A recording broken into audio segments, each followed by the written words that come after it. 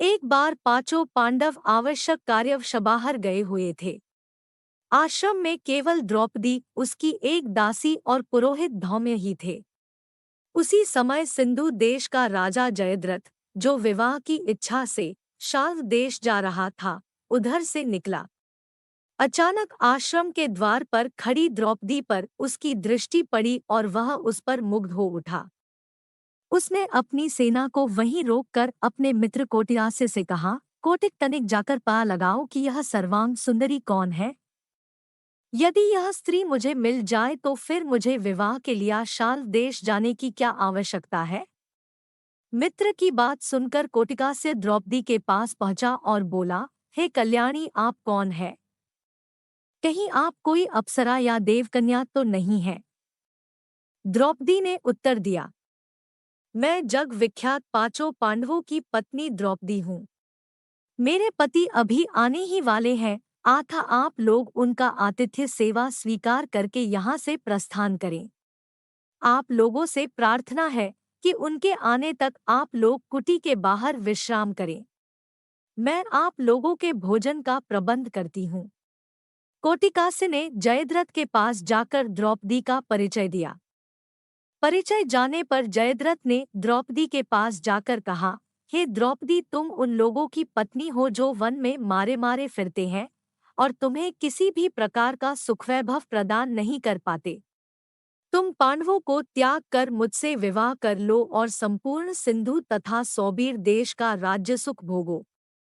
जयद्रथ के वचनों को सुनकर द्रौपदी ने उसे बहुत धिक्कारा, किंतु कामांध जयद्रथ पर उसके धिक्कार का कोई प्रभाव नहीं पड़ा और उसने द्रौपदी को शक्तिपूर्वक खींचकर अपने रथ में बैठा लिया। गुरु धौम्य द्रौपदी की रक्षा के लिए आए तो उसे जयद्रथ ने उसे वहीं भूमि पर पटक दिया और अपना रथ वहां से भगाने लगा। द्रौपदी रथ में विलाप कर रही थी और गुरु धौम्य पांडवों को पुकारते हुए रथ के पीछे पीछे दौड़ रहे थे। कुछ समय पश्चात जब पांडवगण वापस लौटे तो रोते कल्पते दासी ने उन्हें सारा वृतांत कह सुनाया। सब कुछ जानने पर पांडवों ने जयद्रथ का पीछा किया और शीघ्र ही उसकी सेना सहित उसे घेर लिया। दोनों पक्षों में घोर युद्ध होने लगा। पांडवों के पराक्रम से जयद्रथ के सब भाई और कोटिकास्य मारे गए तथा उसकी सेना रणभूमि छोड़कर भाग निकली। सहदेव ने द्रौपदी सहित जयद्रथ के रथ पर अधिकार जमा लिया। जयद्रथ अपनी सेना को भागती देखकर स्वयं भी पैदल ही भागने लगा। सहदेव को छोड़कर शेष पांडव भागते हुए जयद्रथ का पीछा करने लगे।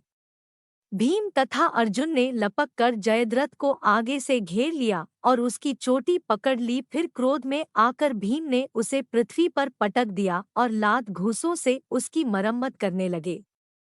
जब भीम की मार से जयद्रथ अधमरा हो गया तो अर्जुन ने कहा, भैया भीम, इसे प्राणहीन मत करो, इसे इसके कर्मों का दंड हमारे बड़े भाई युधिष्ठिर देंगे।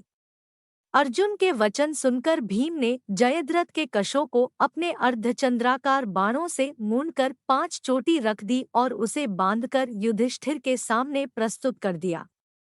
धर्मराज ने जयद्रथ को धिक्कारते हुए कहा, रे दुष्ट जयद्रथ, हम चाहे तो अभी तेरा वध कर सकते हैं, किंतु बहन दुहशला के वैधव्य को ध्यान में रखकर हम ऐसा नहीं करेंगे। जा, तुझे मुक्त किया।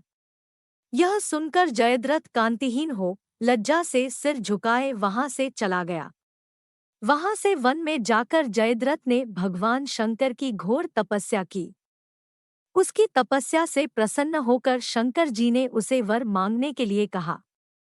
इस पर जयद्रथ बोला, भगवन, मैं युद्ध में पांचों पांडवों पर विजय प्राप्त करने का वर मांगता हूँ। इस पर भगवान शंकर ने अपनी असमर्थता प्रकट करते हुए जयद्रथ से कहा, हे जयद्रथ, पांडव अजेय है और ऐसा होना असंभव है।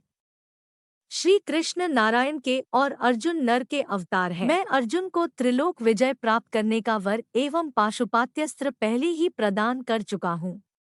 हाँ, तुम अर्जुन की अनुपस्थिति में एक बार शेष पांडवों को अवश्य पीछे हटा सकते हो। इतना कहकर भगवान शंकर वहां से अंतर्ध्यान हो गए और मंदबुद्धि जयद्रथ भी अपने राज्य में वापस लौट आया।